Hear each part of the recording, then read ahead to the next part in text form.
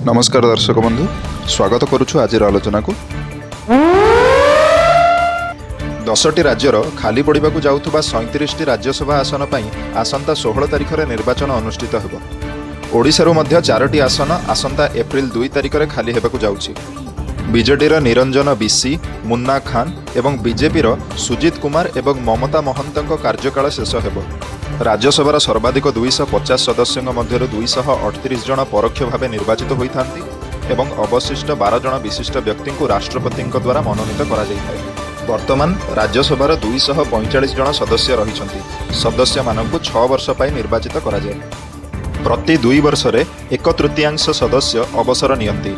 जनसंख्या आधार में राज्यगुड़ी को आसन आवंटन करा जायଥାଏ।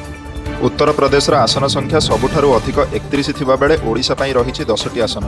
चलित निर्वाचन पई गत 5 तारिख नामांकन पत्र दाखलर शेष दिवस थिला। मोट 6 जन प्रार्थी नामांकन पत्र दाखल करथिले। प्रार्थीपत्र जांच पर 5 जनकर प्रार्थीपत्र कायम रहिछि।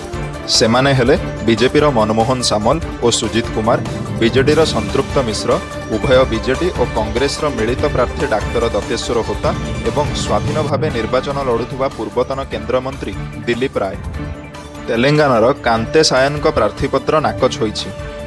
सुजित कुमार को बीजेपी पुणी थरे प्रार्थी करिछि। 9 तारिख को प्रार्थीपत्र प्रत्याहार शेष दिवस धार्य करा जाइछि।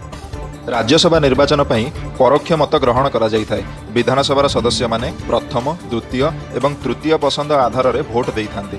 भोट दानर प्रक्रिया आधार में बीजेपी 2टी एवं बीजेडी गोटी आसन में जीतिबा प्राय निश्चित।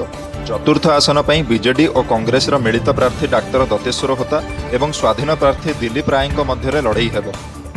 क्रॉस भोटिंग आशंका सृष्टि हेउथुबा बेले एणे चतुर्थ आसन को नहीं राजनैतिक अटकल और बयानबाजी विभिन्न दल और नेतांक पक्षरु जारी रही।